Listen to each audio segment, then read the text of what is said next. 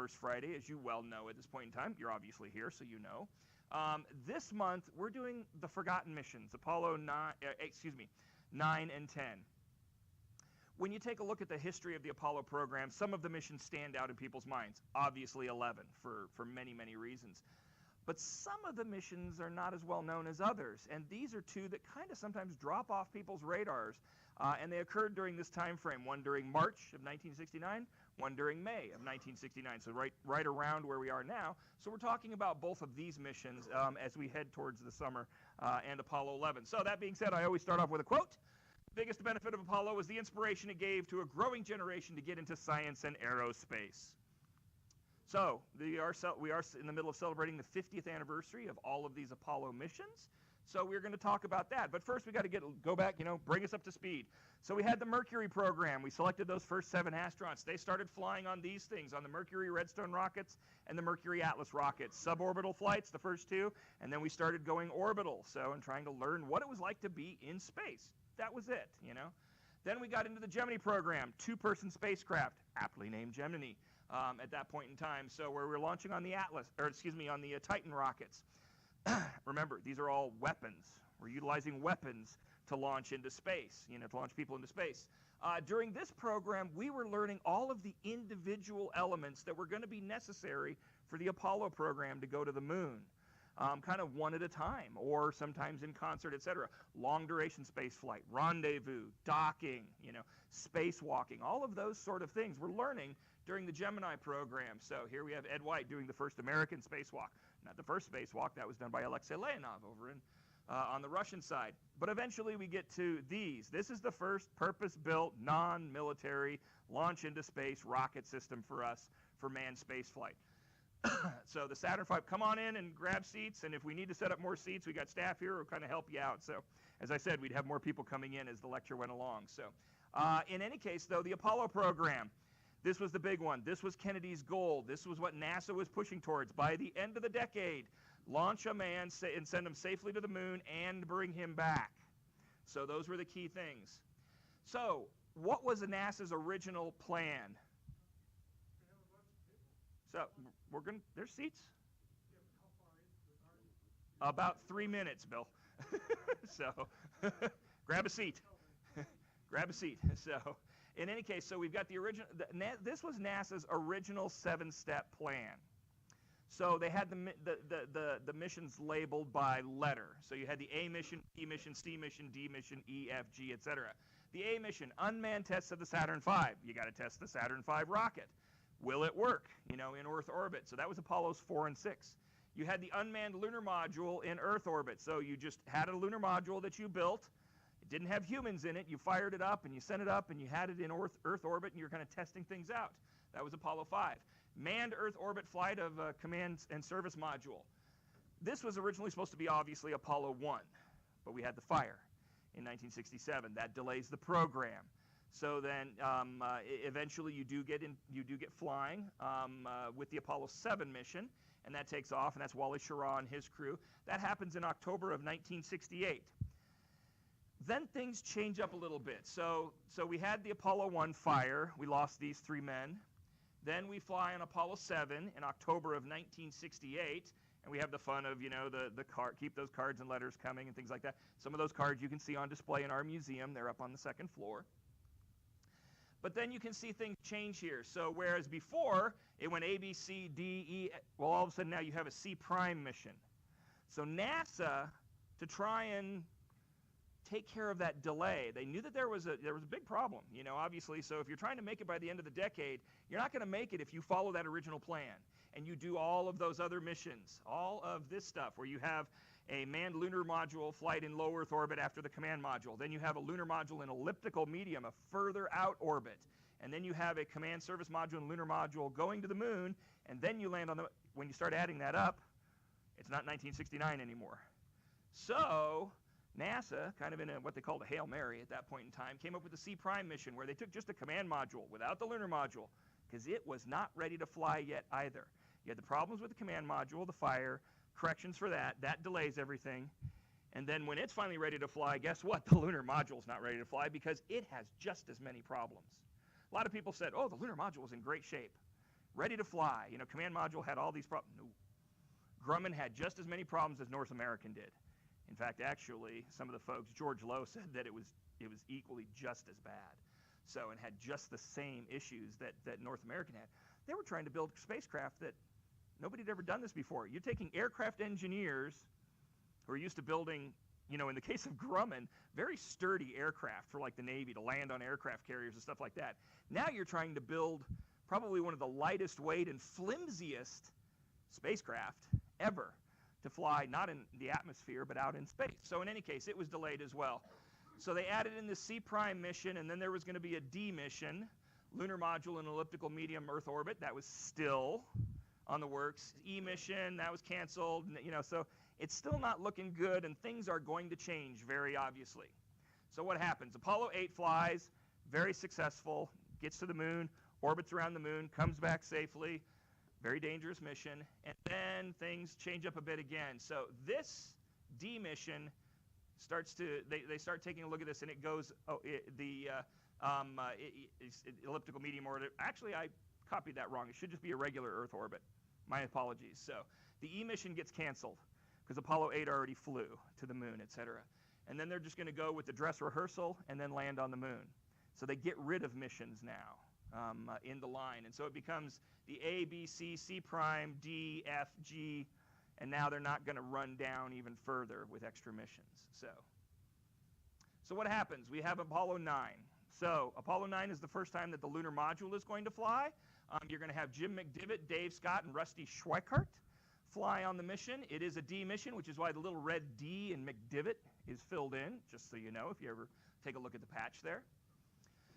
But first, we got to get the LEM ready for that mission. And that's being built by Grumman. North American, out in Downey, California, built the Apollo Command and Service Module. Grumman on Long Island built the Lunar Module. So the original plans for landing on the moon were kind of all over the map. You could go direct ascent and have this gigantic spacecraft come, bam, land on the Earth. You're talking very big rockets and many of them to do that on the way to the moon. And then, as we have told this story before in one of the previous lectures, but I'm just going to re-highlight it here, you have engineers who take a look at this and say, do we really need to do that? Do we really need to fly all that equipment to the moon? Do we really need to do that? Do we need to have these massive spacecraft? So you got a guy named John Hubble who's taking a look at Yuri Kondratyuk, a Russian who'd been doing research and had talked about the concept of lunar orbit rendezvous. Taking a spacecraft, launching it up, flying 2 smaller spacecraft to the moon, dropping one of them off that goes to the moon, comes back, links up with that first one, you get rid of that second spacecraft, and you come back to the Earth. So in any case, John Hubble starts taking that and starts convincing NASA that this is the way to go, that it saves a lot of weight, that it will be the way that we get to the moon by the end of the decade. Initially, he's not getting great response, but eventually it catches on.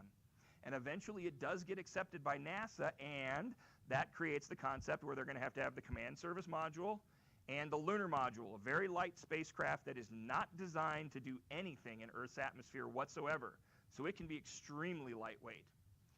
So in any case, the initial concepts for it are a little odd. Don't look like what we came out with, you know. So here, as you have, you know, kind of one of the initial models that was built, and actually there were speeches given in front of this model, et cetera, et cetera. So you have Grumman, though, who is one of the bidders. There are multiple contractors. And I have this picture up here because you've got him sitting there with an eraser and some paper clips right here. This was how the concept of, for those of you who remember during World War II, the Corsair aircraft on the aircraft carriers with the folding wings, etc. This is how that came about. Was Grumman sitting there with airplanes and then trying to figure out the angles and bending the paper clips, etc. And that kind of just became a little bit of a mythology and history there at Grumman, at the Aerospace Corporation. When they're bidding on the lunar module,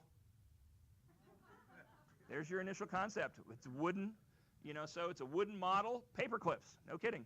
Paper clips bent, talking about the legs, because you just need spindly legs. Now, when they were doing it for the Corsair, those were going to be very sturdy wings, and he was just working on angles, etc. But now, the thought process is all about how to save weight and get to the moon with that smaller spacecraft. So eventually the lunar module does go through design evolution. And you'll see rounded spacecraft, gigantic windows. The astronauts sat in seats and flew just like pilots do. You had a docking module up here and one here as well, so that with the spacecraft you could do that, and you're going to have a ladder, et cetera, et cetera. So this is kind of initial bidding concept right here, but then it goes through. Here it is, model with some of the folks from the company. There's that model, but then you see it starts to change, and it eventually becomes this. As they realize, rounded, that's bad, that's difficult, that's tough to work with. Gigantic windows. Eventually you get to the point, not necessary. The astronauts don't need to sit, they can stand. You're landing in 1/6 gravity. Legs are great shock absorbers. So just land on the moon, just have a couple straps that hold you to the panel, so you're flying, you're standing now, so you're looking out the window, so you can have a smaller window as opposed to a big gigantic one where you're sitting way back from it in a car, kind of thing. So that's how this evolution occurs, and differences in tanks. You see the round hatches stay, and then eventually they become square in the end. Gee, that had to do with trying to get the astronauts out of the spacecraft with a round hatch and square backpacks. Square peg, round hole, does not work well. They discovered that as they were actually testing. They put the new backpacks for the PLIS system, Personal Life Support System, PLSS. The astronauts are trying to get out and struggling, like, yeah, we got to change that. So, the design evolution was a combination of not just only looking at it and seeing what worked on paper, but actually testing it with the astronauts as well. They were going to have, coming out of the hatch, you notice here there's nothing there. They were just going to have a rope ladder for the astronauts to come down. Okay, think big, bulky spacesuit, rope ladder, swinging. Yeah, in any case, yeah, they tried that too. Didn't work. So eventually they just said, oh yeah, how about if we just put a ladder on one of the legs of the lunar lander? So here we are once again going through design concept, and interestingly enough, like you see this model here, we have a model just like that from the early 1960s. We don't have this model right here. We have one of the ones that's kind of in line with this stage of its development right there. So actually this stage of its development right there. Over at the Museum Support Center, and hopefully eventually we will have another building that will be able to put these larger items on the inside. So in any case, Tom Kelly and his team at Grumman were the ones who built the lunar module. He was in charge of the program. This is a picture of him. Here's some of the folks who worked on the lunar module, and that's just a few of them. Tom Kelly in the back rooms at NASA as they were doing testing on the lunar module, and here's what we eventually end up with. Doesn't look anything like what you started off with. But remember, this isn't a lecture really about the lunar module, just kind of trying to give you an idea of what a strange spacecraft it was, and how difficult it was for these engineers to do this. Nothing like this had ever been done before. There was nothing to go off of. Most designs are based on previous experience. No previous experience with this one. So hence the reason it was behind schedule, and it was not ready to fly by the time you get to the missions that we're going to do. This is the inside of the structure. You can see how they tried to save weight, by etching out, the structure of the spacecraft. Very thin coating on the outside. This gives you a really good view of all that acid etching. Inside of the spacecraft, you can see how they stood and looked out the smaller triangular windows. Okay, so once again, now what happens is that you have that C prime mission, but now what you're going to do, and they have to swap. So originally, Jim McDivitt and his crew were supposed to be flying this mission here. But they had started training with the lunar module. And so when they decided to fly Apollo 8, crew rotations got switched. And so now McDivitt and his team delay their mission to go on 9, the new 9 mission, which is the flight with the Apollo lunar module. And the 8 mission now becomes the lunar mission, and Frank Borman and his crew do that one. When you take a look at the original rotations and you start adding up the astronauts and the missions, Apollo 1 and what was Apollo 1, it had a different name at the time. It was named Apollo 1 later. And then 7 with Wally and his crew. And you work through the astronaut crews and their rotation. Anybody know who was supposed to make the first lunar landing? Which crew? 12. It was actually supposed to be 12. So Pete Conrad was actually supposed to be the astronaut who was the first person to walk on the moon. So in any case, but because of this, it ends up being 11, so and while 8 is in flight around the moon is when they make that decision of how it's going to play out. So all of this is happening very rapidly. Think about those decisions. You're talking about late 1968 to summer of 1969. And you're flying multiple missions, very rapidly at this point in time to try and meet that goal. So in any case, you have the C prime mission, which is Apollo 8. Then you have D, the D mission, Apollo 9. Jim McDivitt and his crew, which we're talk about here. E is canceled. F is going to be the dress rehearsal, Apollo 10. We'll talk about that here in a little bit. And then G is now your lunar landing. Yes, sir? Was there only one command service module and lunar module built? Only one. Command and service module? Yes. Built one for every mission. A different one? Oh, yes, yes. None of this was reusable. Nothing in the Apollo program was reusable. We did not have the reusable spacecraft until the shuttle. And only parts of the space transportation system, the space shuttle, were reusable. So, but in any case, yeah, no, this was a single one for everyone. Now, that being said, let me give you one caveat. They did scavenge pieces out of previously flown spacecraft to use in later flown spacecraft. If you look at the inside of the Apollo 15 spacecraft, and I have been inside of that at the National Museum of the U.S. Air Force, it was for when I was at a previous museum, and we were doing a evaluation of the inside of the spacecraft for potential restoration. It's stripped out, so of everything on the inside except for, of all of its panels and seats and everything else, because pieces from that spacecraft were used on later missions. So, Chris, yes. what happened to Apollo 2 and 3? You have, if you go, that's a whole nother lecture. I don't want to get into that right now. So, on numbering of Apollo missions, that's a semester course, really. So, because it really, Apollo 1 wasn't Apollo 1. There was 204. There was spacecraft numbers, blah, blah, blah. Yeah, so I don't want to, yeah. That will delay us way too long. So, okay, so Apollo 9, finally. Yeah, it took me that long to get to Apollo 9. So, in any case, though, we have our intrepid star voyagers here. Jim McDivitt, Dave Scott, Rusty Schweikart. Dave will fly again during the lunar landings. He will command the Apollo 15 missions. So, in any case, though, what are the facts about this? Well, the lunar module is called Spider. Command and service module is called Gumdrop. I'll get to that here in a second. The crew, I just told you who's who. Dave Scott was the command module pilot, and Rusty Schweikart was the lunar module pilot. Launched on March 3rd from the Kennedy Space Center, Complex 39A, which was the closer of the two launch towers. By the way, every mission launches from 39A except for one. Apollo 10. I'll talk about that in a second. Mission duration, 241 hours and some change. Return to Earth March 13th. Splash down at, 12 o'clock Eastern. Retrieval site in the Atlantic Ocean near the Bahamas. And the retrieval ship was the USS Guadalcanal. So what were they supposed to do? Launch day. Yep, okay, get up, get into about 103 nautical mile orbit. Yes, sir. Were they paid by the hour? There's funny stories about that as well, with per diem and travel expenses being attempted to be charged and stuff like that. Yeah, so they actually had to submit travel claims after every flight. I am not kidding you. They were all military people except for Jack Schmidt at the very end, and they all had to submit travel claims. The travel claims for the guys flying to the moon are absolutely hilarious. No, they weren't paid by the hour. They were paid by military salary, which means that we got them cheap. Really cheap. So, in any case,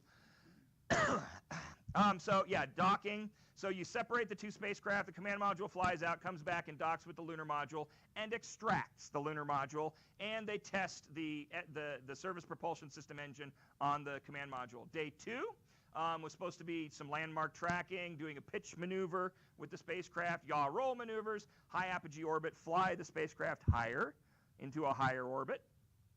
Third day, crew transfer into the lunar module system evaluation, start doing testing of all the systems on board, make sure everything is working. So fourth day, do some camera work, doing a day-night EVA, a stand-up EVA inside the hatches, and get some stuff from the outside of the spacecraft. Test the new life support system that they were going to use to walk on the moon. So every EVA previous to this, you had an umbilical to the spacecraft. The spacecraft was providing everything that you needed to your spacesuit. This was the first time that they were going to test. Rusty Schweikart was going to put it on, the Bliss system with the backpack, completely in his own little spacesuit. So before, you were part of the main spacecraft, just an extension of it. Now, this for the first time, he'd be in his own spacecraft, his own spacesuit. He could walk around with, potentially go flying off into space. So in any case, though, the Golden Slippers, like I said, going out and standing on the porch of the lunar module during this EVA, they called it the Golden Slippers. So, and then doing some photography of Texas and Florida. 5th day, undock the vehicles. Okay, the lunar module burns its engine for the first time, does a little bit of they do a rendezvous, they fly away quite far apart, the two spacecraft. Then they have the ascent engine burn, so they separate the descent portion, the lower portion, with the engine that would land you on the lunar surface. Then you have an engine in the upper section, the ascent section, that when it lifts off, that blows away, and you test that engine for the first time. And then you have some formation, flying and docking, and then you jettison that ascent engine for it and then it does an ascent burn and flies off into space. And it's still out there, FYI. So in any case, 6th through the 9th days, more service propulsion system burns for testing it repeatedly on many times. Landmark sightings, really not a lot in the plan. So separation on the 10th day, re-entry, splashdown, recovery, cheers, media, etc. So here you have the spacecraft being constructed, in one of the white rooms here. So the command module and service module. So that's why you hear CSM, command and service module. So command module is the top portion. Service module is all of this right here. SPS, service propulsion system. That's the engines in here, and then here's the bell for it. Remember those call signs? Okay, so for the first time, you're going to have a single mission, 2 spacecraft. So it's not Gemini 7, it's not, Liberty Bell 7, it's not Gemini 10, it's not Apollo 7, 1 spacecraft, Apollo 8, 1 spacecraft, Apollo 9. What happens when the 2 spacecraft separate and fly apart? Apollo 9, you got 2 people answering them. You can't do that. So now you have to have call signs for the spacecraft. So they were allowed to pick their call signs. NASA learned their mistake yet again. You'll notice that the command module is wrapped in blue, and it comes out off the assembly line all wrapped in blue. And the guy said, God, it looks like a gumdrop. Command module is gumdrop.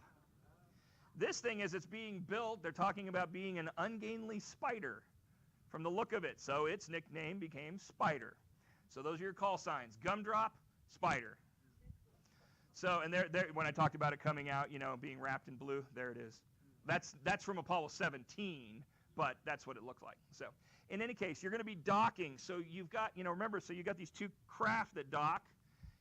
Here's the you got a probe and drogue system. So where the probe's going to go into the drogue on from the command module probe with the drogue in the lunar module, goes in, and then it spreads apart, links the 2 of them together, and then there's latches on the inside of the hatches that, all latch, hold the 2 spacecraft together. Then you open up the hatches, which are down inside of here, remove all of this gear, and then you can move between the 2 spacecraft. So all of that has to be tested and done for the first time in space. They obviously do it on land ahead of time. So, but this is what's got to get removed out of the tunnel every time that you do a docking maneuver.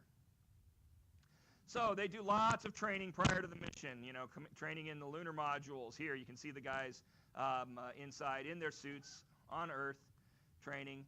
Training inside the command module. This is them actually inside their command module at the top of the launch tower. So just some various assorted pictures. Water training, egress training, a lot of the same stuff we've talked about with other missions. And then you have, eventually you're getting ready to fly. So you have the rollout as it comes down the crawlerway out towards the launch complex. On the launch day, the vice president was actually in the launch control room. So launch day, Rocco Patron's right here. So in any case, the mission control, just kind of showing some various assorted pictures from it. You have the astronaut crew after they've suited up coming on out, getting into the astronaut van. Alan Shepard right there escorting him. Getting into the spacecraft via the white room, and eventually launching off into space.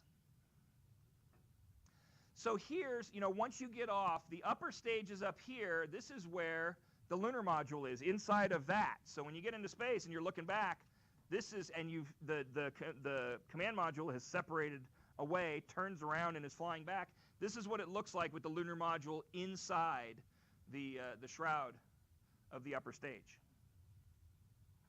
And so here's where you're going to be docking. There's a little bit better view of it.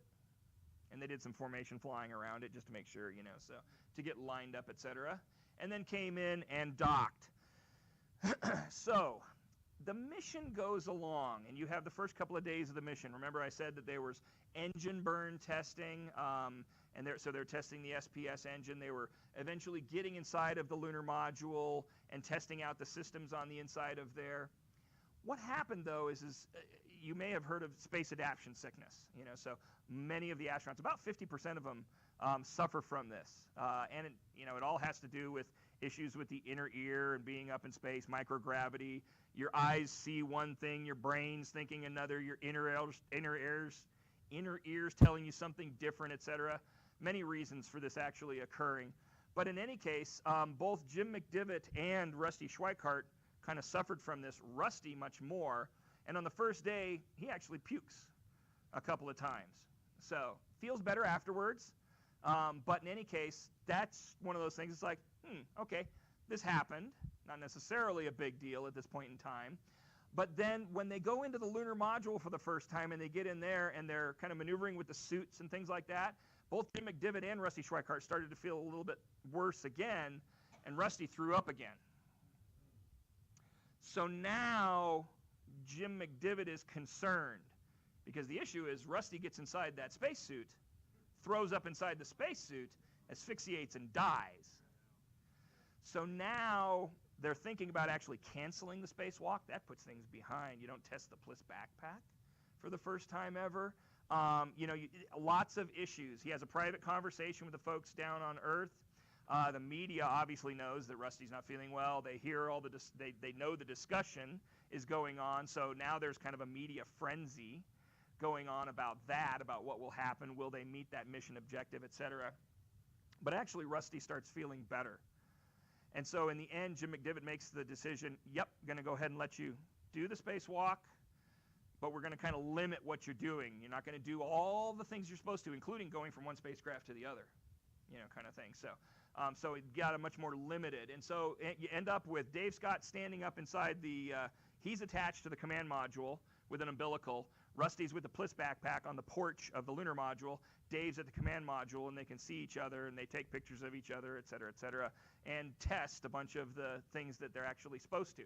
So mission objective ends up and gets met, but there was some tense times there where there was a potential major mission objective that wasn't about to get fulfilled during that time frame. By the way, the mission actually got delayed because the crew actually had head colds in February when they were supposed to launch, and so they had to delay it until March. So there's Dave Scott at the entrance to the hatch of the command module. There's Rusty out on the porch, and you can see the backpack there, the Bliss backpack of the lunar module. And then eventually, yes, you start moving on to the other objectives, and we're just going to kind of fly through pictures of this. The lunar module separates, the legs, splay out. They fly away, quite far away. So this is obviously while they're still nearby and they're flying around each other, testing out. Okay, this is after it's come back. How can I tell that? What's missing? Somehow they lost the bottom half of their spacecraft.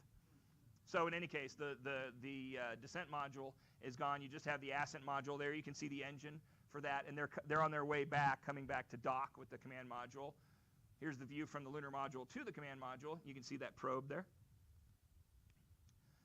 I don't know why I have a random picture in there in my slide presentation. So in any case, by the way, they also did TV broadcasts during the mission, so you can see some of that going on here. And they had a camera on the inside of the spacecraft that would keep an eye on what was going on. Yeah, here you have Jim McDivitt further on into the mission with that stubble starting to grow. Looks a little tired too, for obvious reasons. A lot of mission objectives, a lot of firsts. This was a massive test mission. Massive. So many firsts it wasn't even funny. So but everything gets tested out. Yes, they come back, they dock. They had the engines tested on the lunar module. There were issues. When they first fired it, it kind of hiccuped a bit. They held off for a second, then they fired it up again. So they went to 10% first, had some hiccups, waited, then they fired it up to 40%, it worked fine, and then it worked fine the rest of the time on the lunar module. In any case, eventually they come back, they splash down, they land, they get picked up. That was during training, by the way. And they come onto the aircraft carrier once again. Yay, happiness. So what was completed? Highlights notes. First mission with the use of names for spacecraft was again authorized. Test of lunar module in space, portable life system test, rendezvous and docking of the two spacecraft, and transfer of people between the two spacecraft. Let's see. Yeah, the rest of that I'm going to kind of skip by. So in any case, Apollo 9, massive test mission, sets us up for, yep, okay, the lunar module is working. Yes, we have some things that need to be figured out. This is in March. May, we're flying Apollo 10 to the moon with the lunar module and doing everything that we will do on the Apollo 11 mission, the landing mission, with the exception of firing that last burn to go down to the surface. So you go down to about 47,000 feet, but you never fire that last time to actually go down to the surface.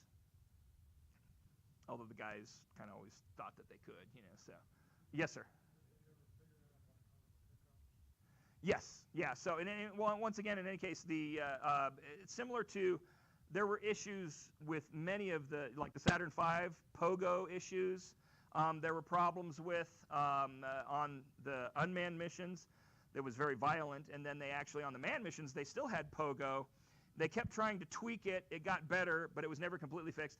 On the engine burn issues, so they started taking a look and just said it wasn't an issue really. That hiccup, you know, so it's kind of like firing the engine the first time. So, okay, so we have now completed Apollo 9 in March. There is no E mission, so now we're going to fly Apollo 10. So we got Apollo 10, Stafford, Young, Cernan,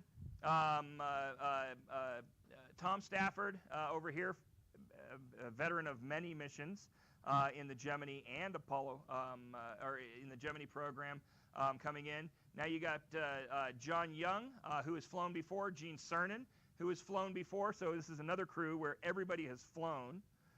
So that's a little bit of a shift from previous times.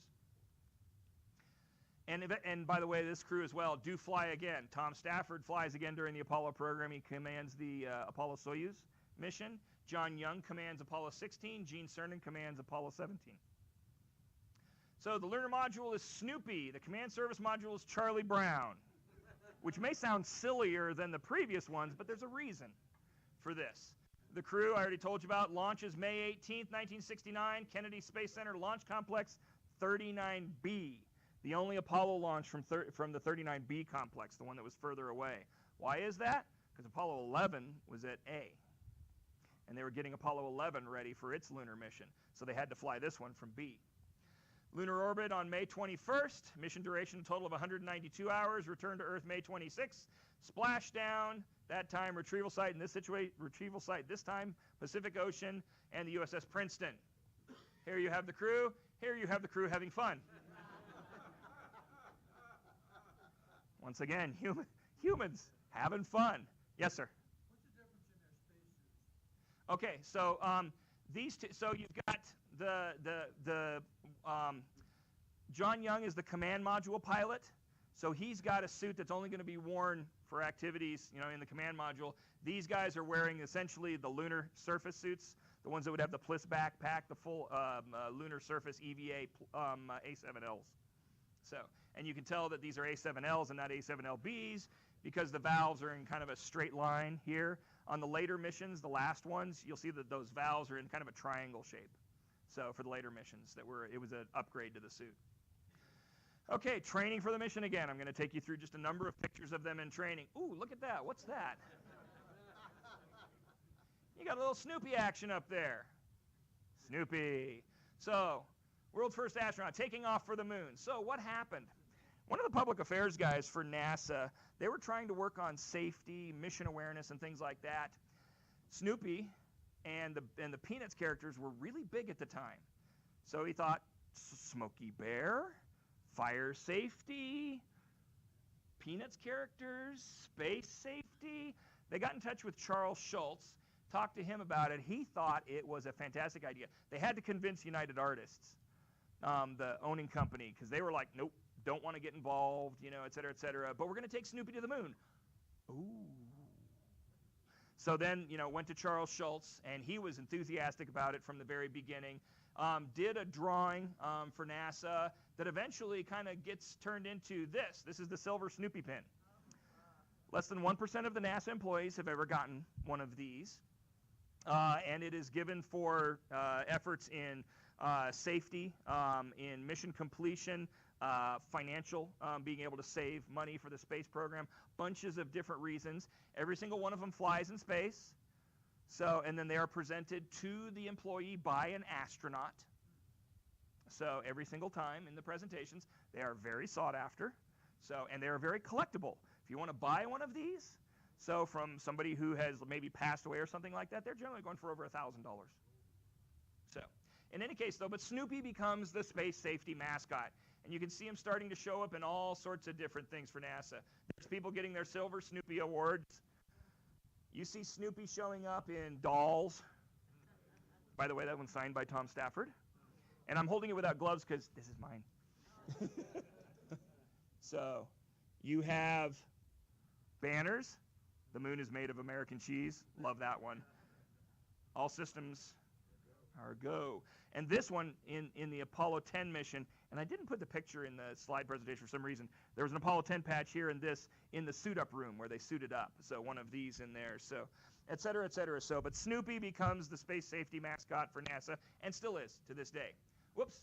So, and you've got the cartoons, you know, talking about him flying to the moon, et cetera. And I'm going to skip to the last one because I think it's the funniest one here.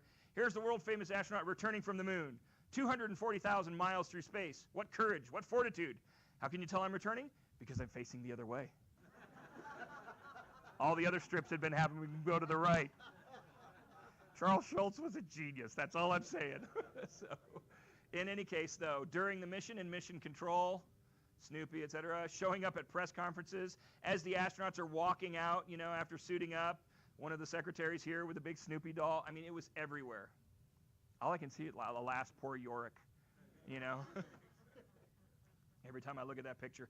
They had art done that they took up in space with them and did the TV broadcasts. And you'll notice these TV broadcasts are in color. Ooh, that comes in later to the story. So in any case, there's Gene Cernan.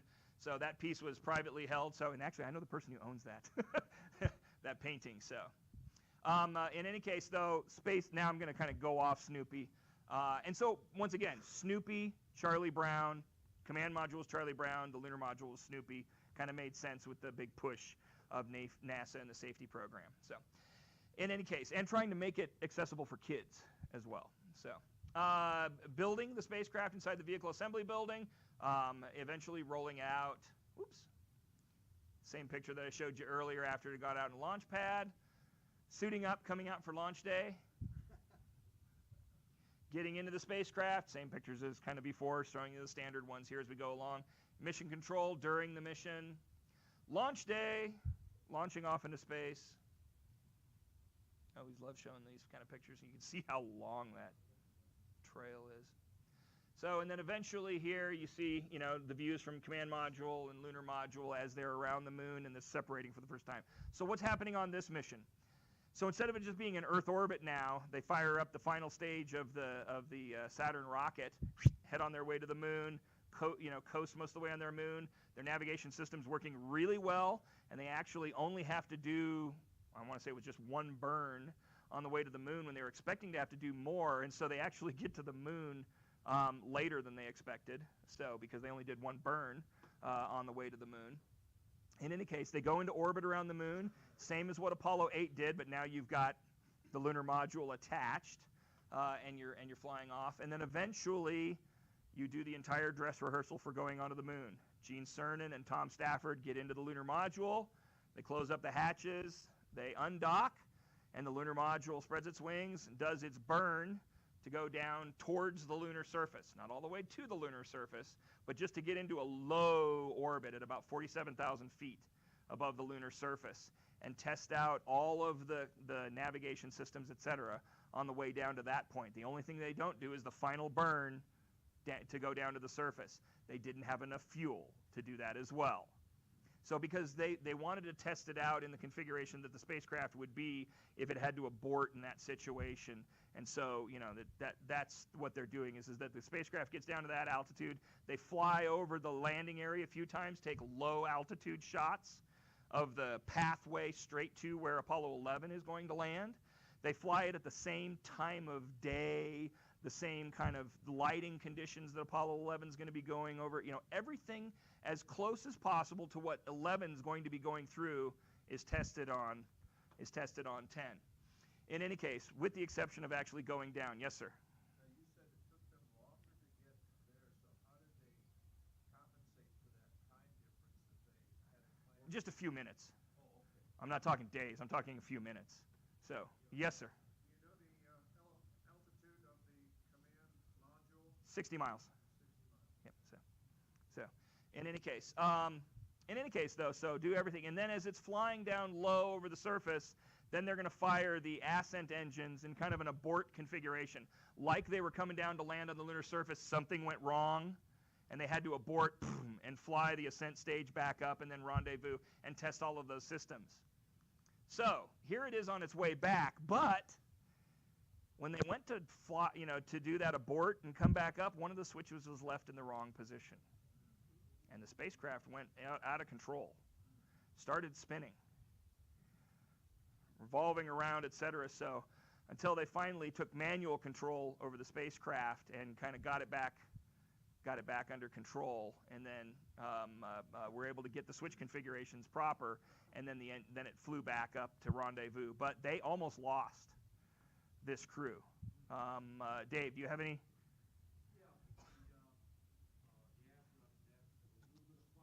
Yep.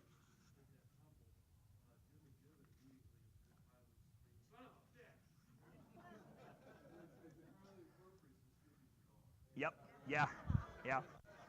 Needless to say, they were on open mic, and you said McDivitt, but actually it was Cernan. So yeah. So there was some language. Yeah.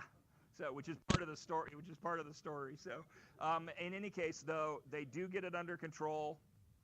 They're test pilots. They figure it out. And come back up to rendezvous with the command module. There's the view of the command module. And then they continue taking pictures as they're going around. And these are just some of the pictures of the lunar surface from the lower altitudes. Very pretty. That's actually a higher altitude shot.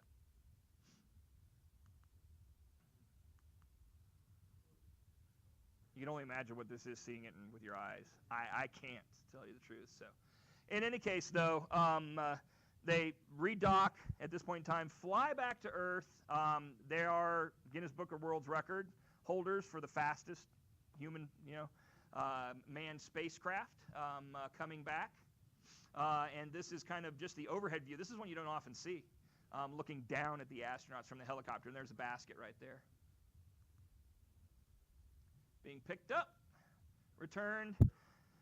Once again, media coverage is at a near frenzy getting at this point in time as you're heading towards 11. So Life magazine covers it. You know, shots of, you can see this is a shot from the command module down towards the lunar module as it was coming back. So they had cameras on board. These were the earlier cameras that were utilized on previous missions. For this mission, they wanted color TV, and Tom Stafford really pushed for color TV.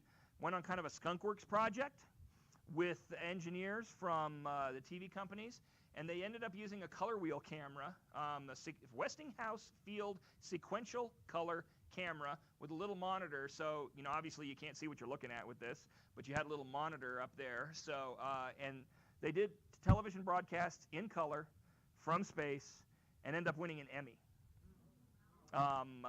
for that. So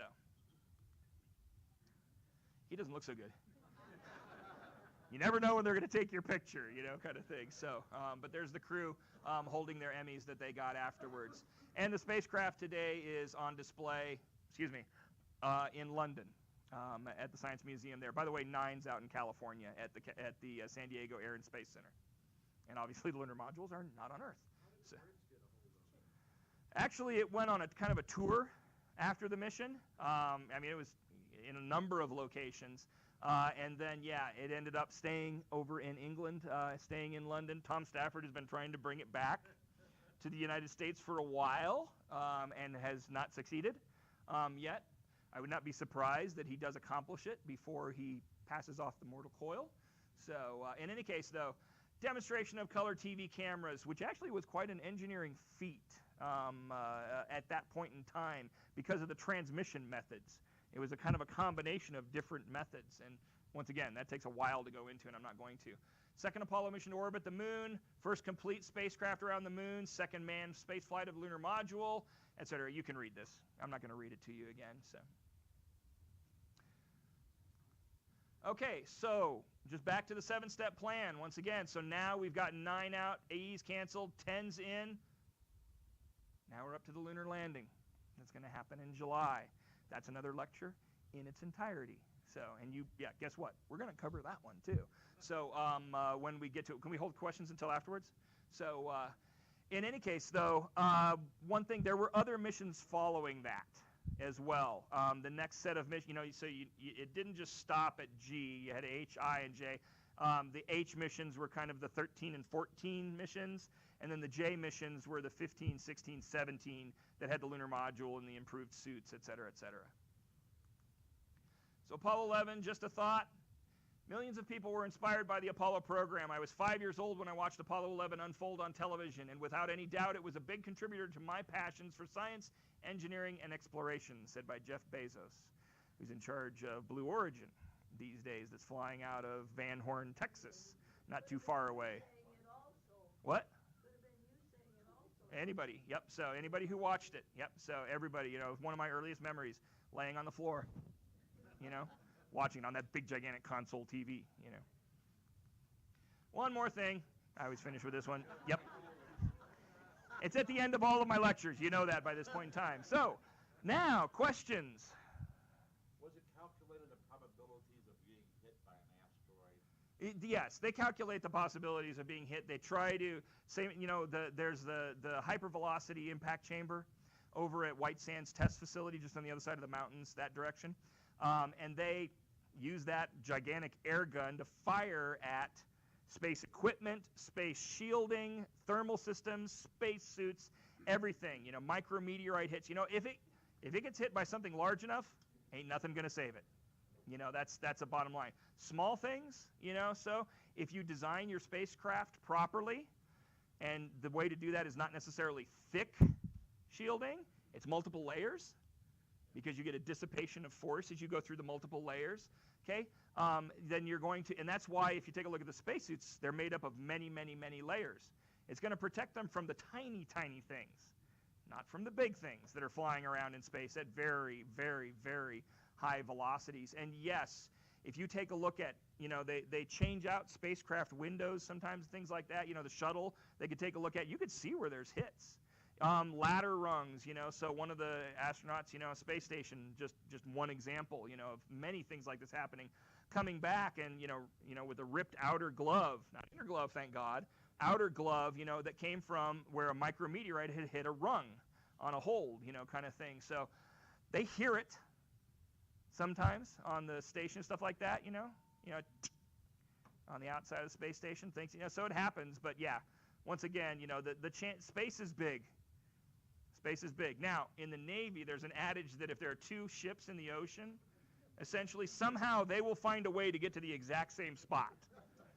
Somehow, some way.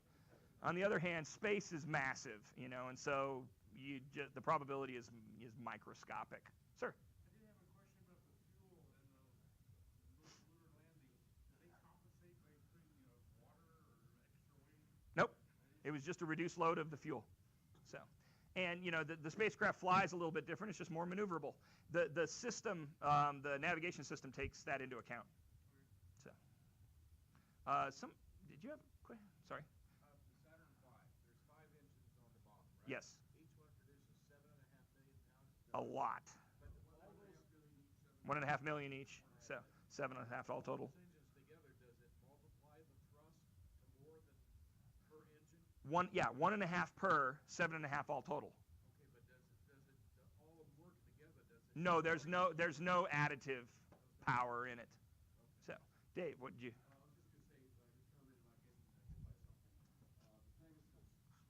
Yeah.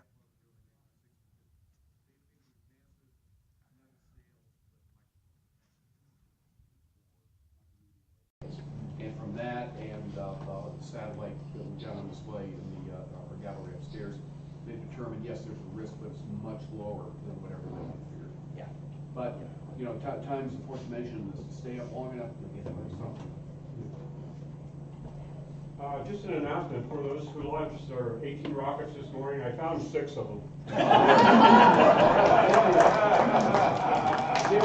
Only fell once. So they should be up there somewhere. Last night they all decided to go with the C6 motor, so it was all about their way. Oh, there you go. So there's a if you notice, there's an RV rally going on. So we're doing programs with the folks here from the RV rally. Jim. Were the lunar rovers built into the sequence of A through H all along, or were they added later? The planning for a lunar rover was not in this 7-step plan. That was to get to the landing. Right. As far as the use of rovers in some way, shape, or form, that was obviously for later missions. Remember that there was also supposed to be 18, 19, 20. There was more Apollos that were also supposed to occur. The initial rovers that were looked at were actually much larger than what we flew at. In fact, we have one of the concept rovers, and it had a service module to it that had 2 wheels attached to a main rover section that the astronauts could kind of live inside of and drive around the moon, you know, for longer periods of time, et cetera, and in the end, they eventually go to what you see, that little folded up tiny car, you know, that they unfold off of the side of the spacecraft and drive around for short distances out from the lunar module. But, you know, that concept and mission changed throughout the early and middle 1960s until the final configurations start getting set for it there in the later 1960s as Apollo is actually flying. Well, I know if they had a plant like a mobile lab. Yeah, that's what I was talking about, the mobile lab. Yeah, so yeah. one, you know, with the astronauts in it. So and one of the concept vehicles for that is actually over at our museum support center for us to do a restoration of and then put on display. I want to make a comment about the thrust of the Saturn engines. When I worked at Rocketdyne, the one specification that caught my attention, the turbines that were used to deliver fuel to the engine, the spent exhaust gases produce more thrust than the rocket. That's spent, that's exhaust gases are just dumped overboard. Yep. And they produce more thrust than the Do you happen to know what the NASA budget was between 63 and 69? Dave, correct me if I'm wrong, it peaked up at 3%? It kicked up quite a bit. I think It was 3% of GDP. yeah, it peaked at, I think it was either 4.5 or 5.5 billion, but Yeah. back then a billion went a lot further than it did. Yeah. But the key thing is taking a look at the percentage of the gross, you know, the gross domestic product. You know, now NASA gets a microscopic percentage of that. Yeah. At the peak of when they were heading towards, and not even when Apollo was flying. This was pre-Apollo, where it hit its peak. By the time Apollo's flying, it's coming back down quite a bit. And so, yeah, you know, because the most of the money's in the development phase, you know, not in the flying phase at that point in time. So, and it got cut further and further and further. You know, once again, 18, 19, and 20, while they're flying the Apollo missions, those get cannexed off of that entirely, and you can see those spacecraft, you know, in some cases were almost completely built, and they decided to cancel the missions with the spacecraft completely built.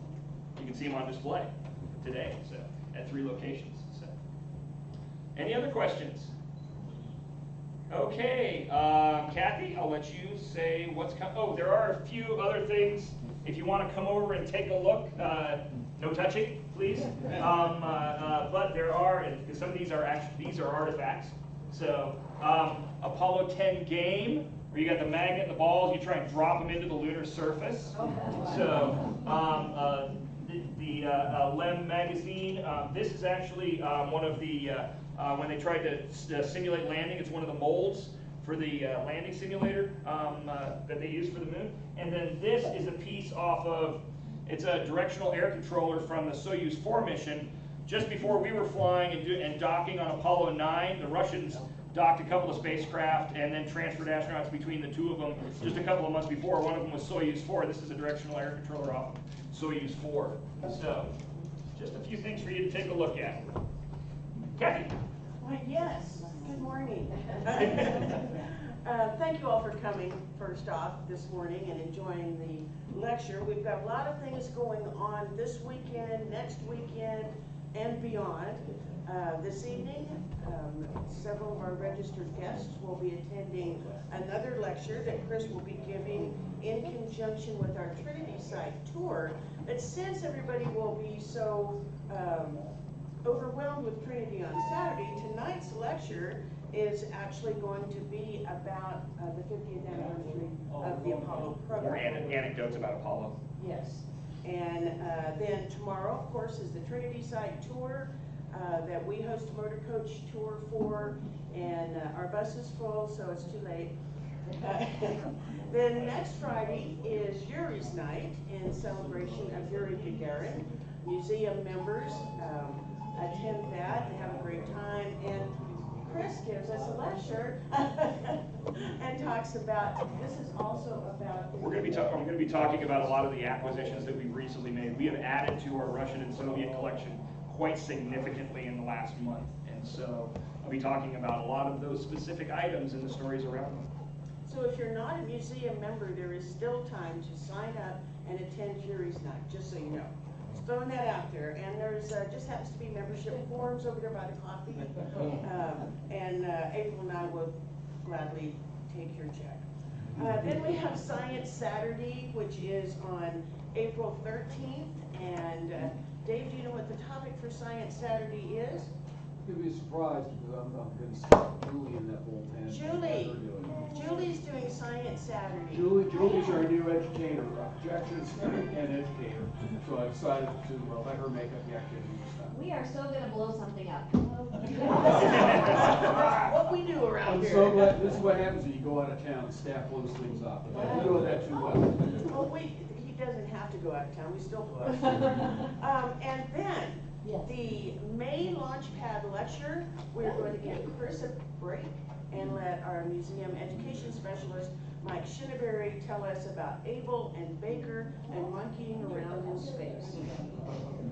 And last but not least, if you know amateur astronomers, we're going to host the Great Southwest Star Party here at the museum on the grounds from May 31st to June 2nd. There's information on our website if you would like to look and see what that's about and how much fun it's going to be. It's going to be another type of RV rally that will also have tent camping and various other things like that going on. So, with that said, thank you all very much, and we look forward.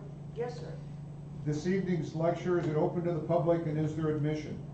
It is not open to the public, it's open to our Trinity site motor coach guests and our RV rally guests. Thank you. Can anybody buy a ticket though? No. No. What else can I tell you? I can make up stuff. So, Yes, I have. Thank you, Bill.